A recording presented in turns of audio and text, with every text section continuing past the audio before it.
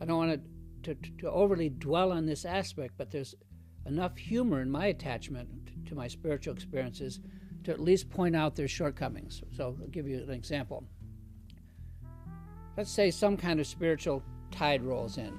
Who knows, it could be a full moon eclipse or something, that natural time for stuff to happen, for us to have a little glimpse of something. And let's say I have a little glimpse of enlightenment, or whatever we could call it, at last, right? I always think that now that I have this enhanced view, that I'm never going to lose it. I never think that I'm going to lose it. And of course, I always lose it. But it's the way that I manage to lose it that's kind of humorous. To begin with, what is it that I do when I have this temporary high? Do I want to just sit still and hang on to it? Or do I want to take it out for a ride?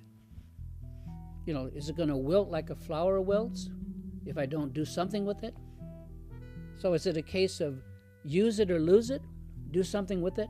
Or is it a case of use it and I'll still lose it, no matter what? And I'll give you a hint, it's the latter. Experiences always decay and evaporate. So when I have a little bubble of insight and perhaps reach what for me is a new high plateau of clarity, what should I do with it? Is this increased clarity something like cash, spiritual cash, something to run out and spend, or should I not mention it and try to save it for a rainy day?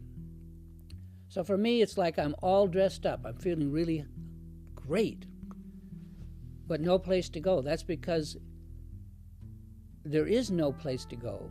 There's no particular place. When I'm clear like that, anywhere will do. That's the beauty of Dharma practice. Everything I need, I already have with me, including wherever I happen to be. So that being the case, I can stay right where I am and not do a thing.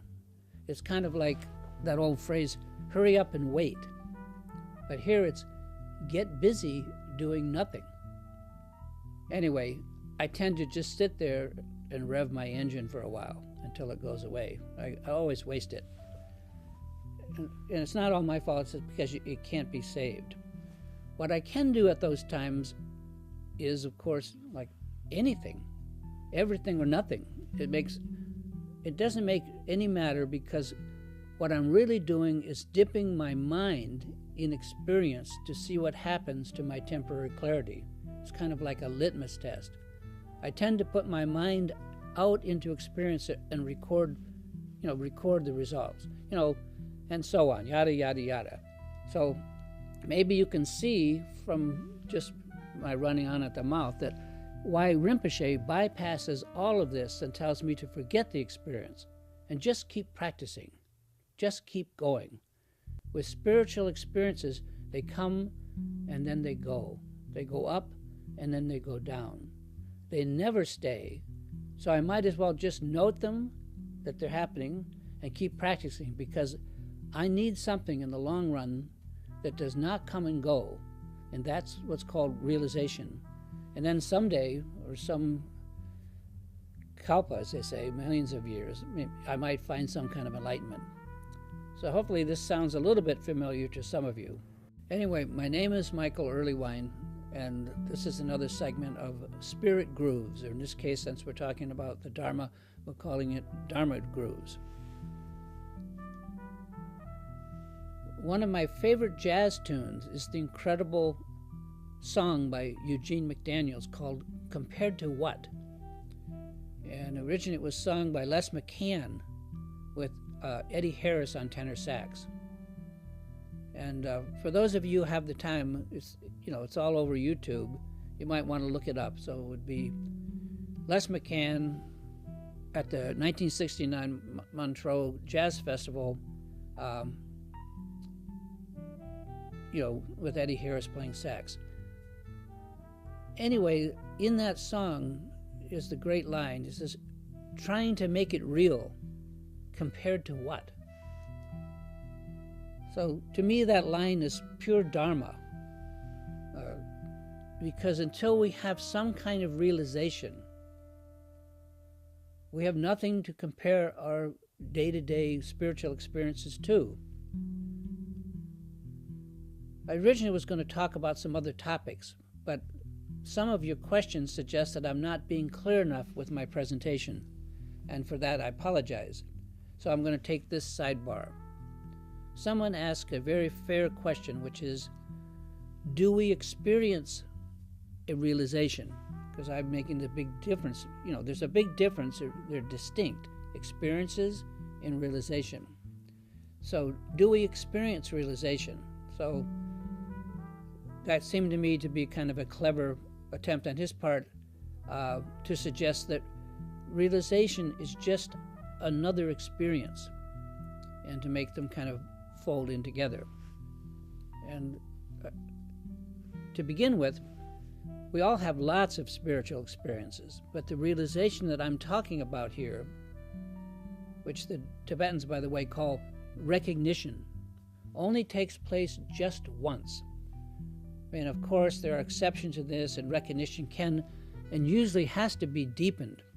But in general, at least in the literature that I have access to and in my experience, it only happens once, because it's a realization and not just an experience that comes and goes. So that makes it something of a big deal.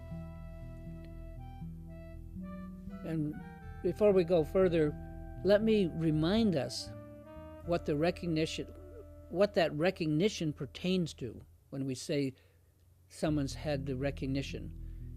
Because it's the realization or recognition of the true nature of our own mind, i.e., how the mind actually works. That's what's realized, or that's what's recognized.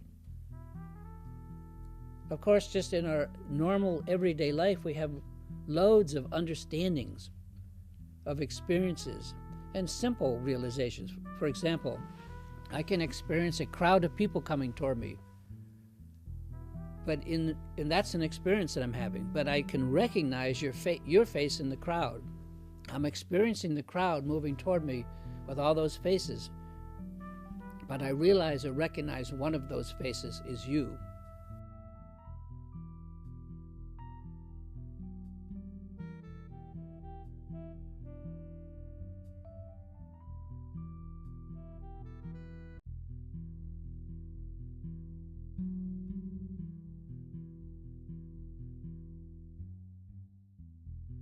And not just an experience that comes and goes. So that makes it something of a big deal. And before we go further, let me remind us what that recognition pertains to when we say someone's had the recognition. Because it's the realization or recognition of the true nature of our own mind, i.e., how the mind actually works. That's what's realized, or that's what's recognized. Of course, just in our normal everyday life, we have loads of understandings, of experiences, and simple realizations. For example, I can experience a crowd of people coming toward me, and that's an experience that I'm having, but I can recognize your face in the crowd. I'm experiencing the crowd moving toward me with all those faces, but I realize or recognize one of those faces is you. So this too is a realization, recognizing you in the crowd, and it shares the same nature as recognition, but it's not the realization or the recognition that we're talking about here. There is an absolutely easy way. I mean, students of Dharma are constantly trying to figure out if they've had recognition or not.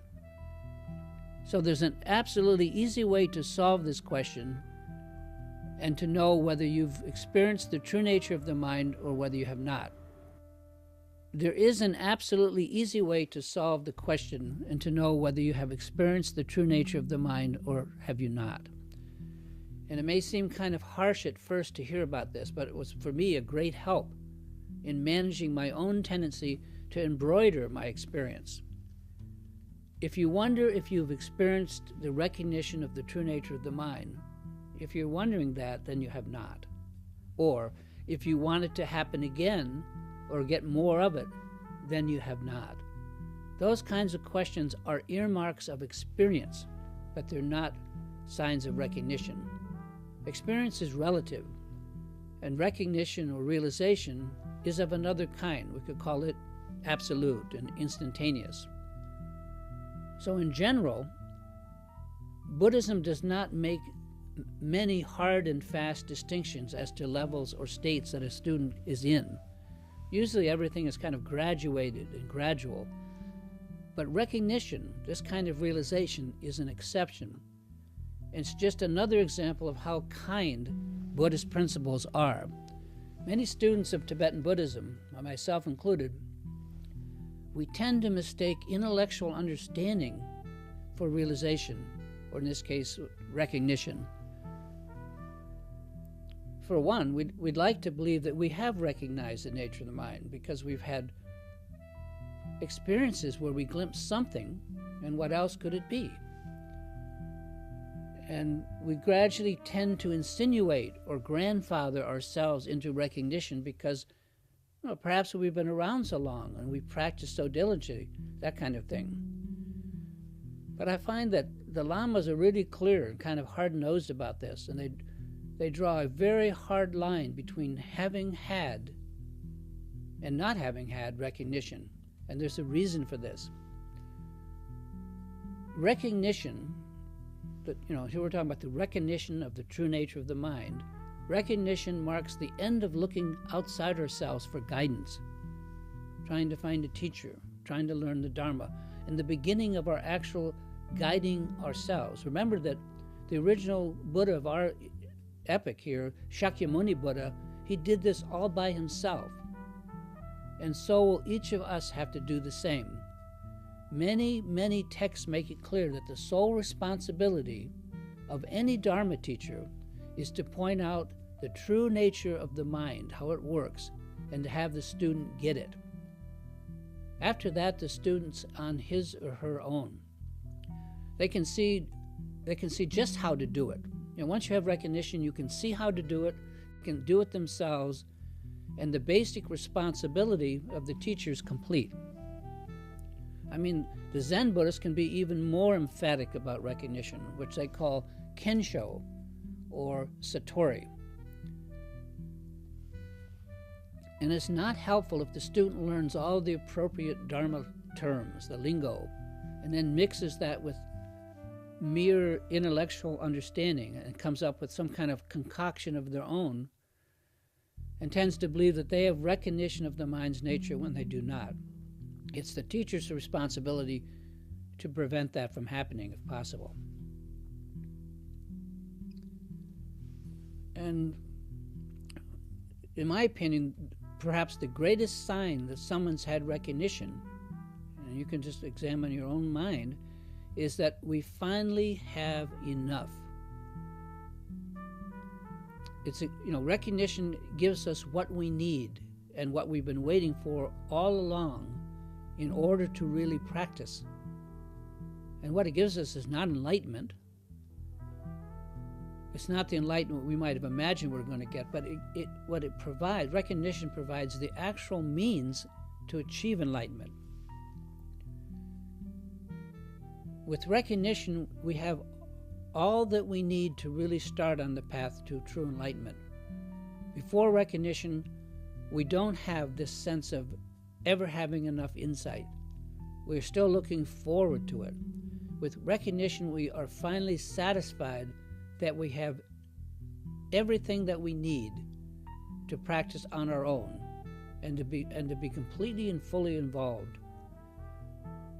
And practice which, honestly, in the beginning, somewhat of a chore, becomes joyful because we're no longer just practicing, but actually we're now meditating. Our instruction is over. It's complete. We've been empowered. Now, after recognition, we know inside ourselves that it's up to us alone. We become responsible. That's one of the earmarks or hallmarks of recognition, is that, we're responsible. We feel responsible. We know that we now have what we've been asking for. We now have what we need to go on from here all by ourselves with no teacher, if necessary. And I'm reminded of the song sung so beautifully by Billie Holiday. And the song is called God Bless the Child That's Got Its Own. With recognition, we finally have our own. We have enough. So I hope this is clear.